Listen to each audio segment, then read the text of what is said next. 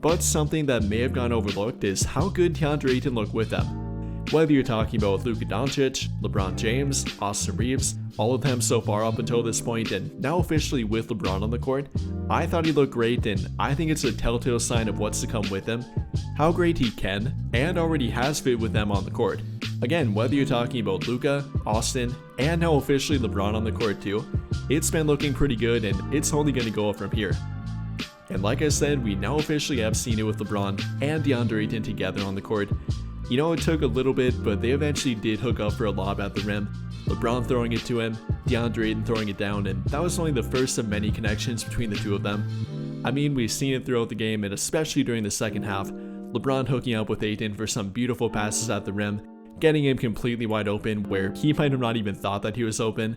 Whether it was a lob at the rim, a pick and roll to get Deandre Ayton diving to the rim, or simply a little dump off at the rim, he was a beneficiary of many LeBron's assists last night. And like I said, it's only going to go up from here. You know, it might have been the first connection between them, but it definitely won't be the last one. Or maybe it wasn't the first one between them. As according to Deandre Ayton, back in 8th grade when he attended a LeBron camp, LeBron threw him a lob pass back then. So here's what he had to say about that. What did he say to you? Yeah, he laughed. You know, he laughed. He's asking me when was it? And I was telling him it was the LeBron James camp in Las Vegas. You know, and yeah, I remember the play and everything. You know, he was court hopping and was playing with the campers, and I remember the one play of him in the drill with me, and he threw that alley oop and I finished it. I couldn't believe he threw it, and here I am again. Can't believe he threw the lob. But again, like I said, it might have been the first connection between them, but it definitely won't be the last one. Neither between Ayton and LeBron, Ayton and Luka, Ayton and Austin, and simply Ayton being the beneficiary of many passes and lobs at the rim within this offense. And in my opinion, they've really unlocked Deandre Ayton, unlocked the prior version of him that played back in Phoenix, the version of him that was very efficient offensively, good defensively, and simply locked in on both ends of the court. They're finally getting that Deandre Ayton again. I mean, so far, Ayton's been averaging 16.5 points per game. That's currently the 4th highest in his NBA career of any year so far, averaging 8.8 rebounds per game, which is currently a career low, but with him spending time on the court with Luka, Austin, now LeBron, I'm not going to point to that as a bad thing for him. Again, sharing the court with those three who definitely take some defensive rebounds away from him. Even in spite of that, grabbing 14 rebounds last night, 10 in their game against the Milwaukee Bucks, and a season-high 16 against the Pelicans 3 games ago.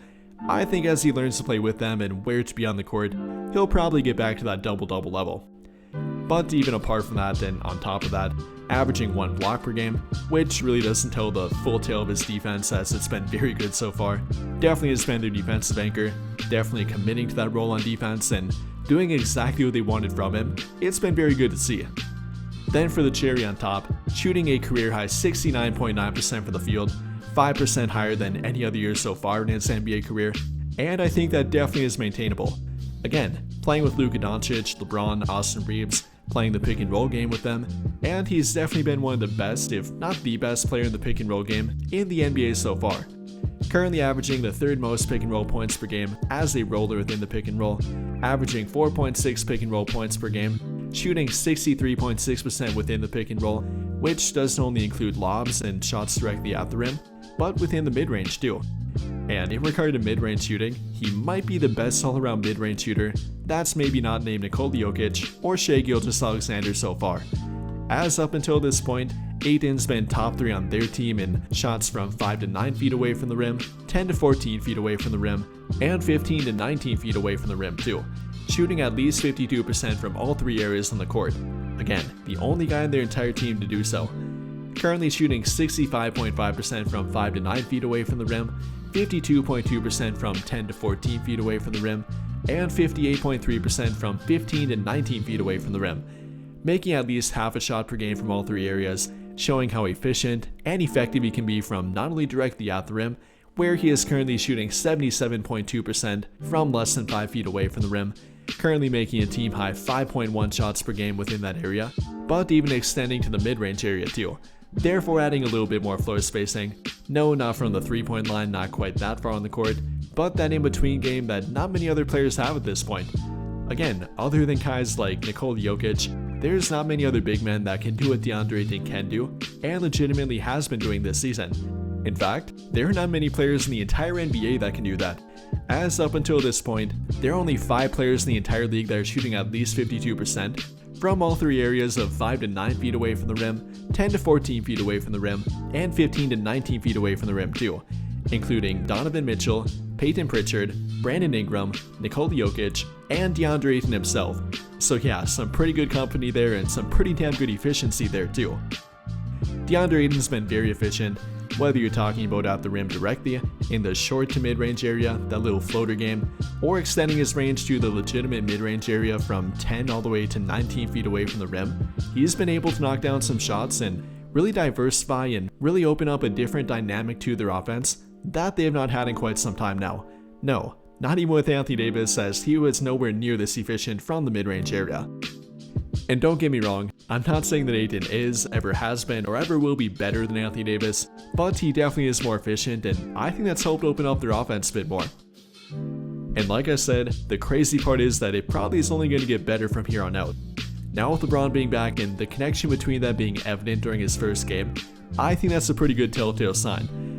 I mean, during the second half, and particularly during the fourth quarter with them on the court, it was looking absolutely great. 2 plays in a row here during the early fourth quarter. The first play, LeBron's driving baseline to the rim, drawing the attention of Jusuf Nurkic, Lakers legend Svi Mykhailiuk, and Ace Bailey near the rim, who should be paying more attention to Deandre Ayton here. But with LeBron driving to the rim, it's simply too much for him. Ayton gets a little bit of space, and LeBron finds him the second that space opens up, making a beautiful pass between Nurkic and Svi Mykhailiuk, and even the closing in Ace Bailey, for a perfect, completely wide open shot for Deandre Ayton at the rim. And this one was pretty beautiful to say the least. And well, then the next time down the court, LeBron gets another connection with Deandre Ayton, this more of a transition setting, Austin giving the ball up to LeBron, who's driving toward the rim, again attracting the attention of Jusuf Nurkic and Cody Williams behind him, therefore freeing up a lane for Deandre Ayton, who's kind of pacing himself to the rim, timing it perfectly with LeBron, getting the ball and then getting an easy layup at the rim.